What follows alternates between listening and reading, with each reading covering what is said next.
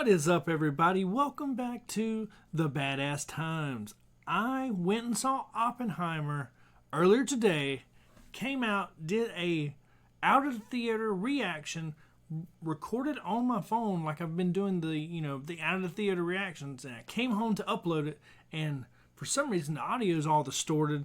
I'm not sure what went wrong with it, not sure what happened to it. So anyways, I'm here in the studio doing another out of the theater reaction, maybe quick review, maybe a little bit more in depth than the out of theater reaction. I actually did a pretty long one sitting in my Jeep outside the theater. But yeah, if you've ever, for those of you who've done a YouTube channel or started recording yourself doing anything, there's nothing worse than having something you think is like nice and done. I even had it uploaded from my phone to YouTube, but then it just didn't sound right, didn't look right. Very strange. But it's the worst feeling in the world when you've put effort into doing something and then it not turn out good. But anyways, my immediate reaction and thoughts of Oppenheimer is Jesus Christ, Christopher Nolan never ceases to amaze me. What he's able to do in screen with no CGI. He swears there's no CGI in the sucker. Find it hard to believe with a couple things, but they swear no CGI shots throughout the whole film. The 3-hour-long film, and right off the bat, I'm going to say it's one of Christopher Nolan's best, not his best overall. This would some people would refer to as his magnum opus, which I still think he has something a little bit bigger in the chamber. For how big this film is, it is a small film. Oh, and also, this is non-spoilers, so don't worry about that. No spoilers at all for me. But as a big and large topic this film is, it's all just, there are some big shots outside and stuff, when they're, doing the test science and stuff like that. For the most part, though, this is a drama set in rooms and inside buildings, and that's really about it. And so, yeah, it's epic, but it's still small scale, and it's crazy what Nolan's able to accomplish, with those settings and in IMAX, in a theater, and it feels like you're on a freaking roller coaster ride, like you're watching a Mission Impossible movie or Top Gun Maverick, even though it's just a drama. This film, what he's able to do with the sound design, it's one of Nolan's best things about one of my favorite things about Christopher Nolan movies is the sound design, and it is, maybe his best yet, especially since there's not really, there's no action in this movie, there's nothing like that, but you're like just dun dun dun dun dun. It's just like that the whole movie, and oh yeah, it's incredible. Okay, I'm gonna lose my train of thought here because I just got home. That sucker with the previews. Oh, and I guess because the Regal knows it's a big hit, these previews went on forever this time. It was over 30 minutes of previews. It was crazy. But anyways, the cast was incredible. Tons of standout performances, mainly Cillian Murphy and Robert Downey Jr. and Emily Blunt.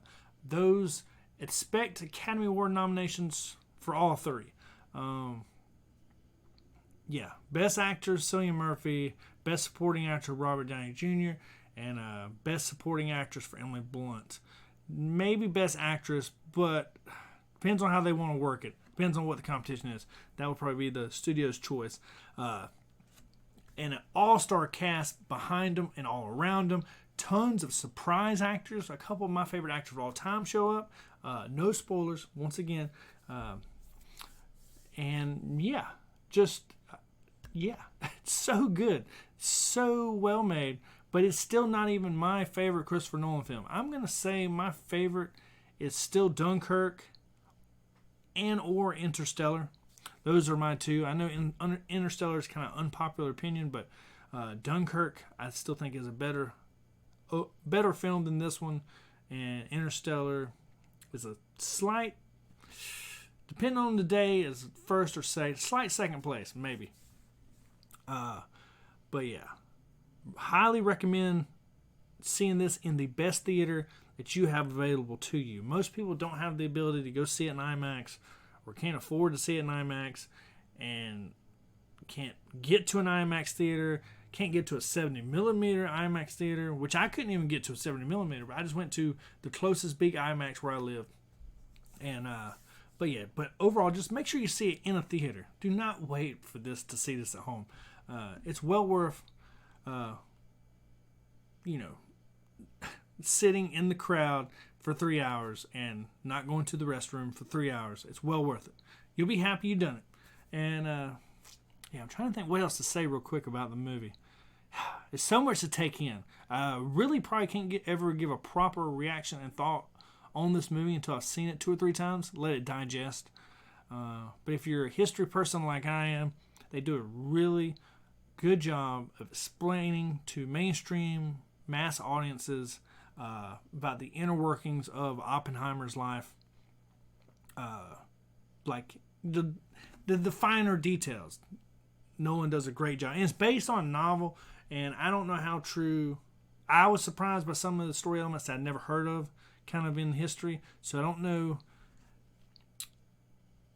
A lot of the historical things were accurate because I've seen in multiple documentaries. So I assume if they're in all different, people's perspective, different documentaries, different books, I assume those are for sure fact. But there are some story elements they throw in here that maybe not factual completely. But overall, incredible. One of the best movie-going experiences I've had in a couple years.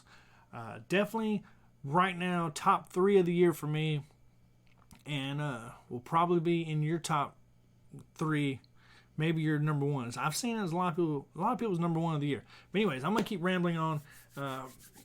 Everybody's incredible. Go see this movie. See it as soon as possible. Don't let it be spoiled, even though you probably can't really spoil too much because it's, historical drama. But I think that's it. What else can I say? It's Oppenheimer. It's Christopher Nolan. Go see it in theaters. I'll see everyone next time. Oh yeah, leave me your thoughts in the comments. Hit that subscribe button. Road to 10,000 subscribers. I'll see everyone next time. Peace out.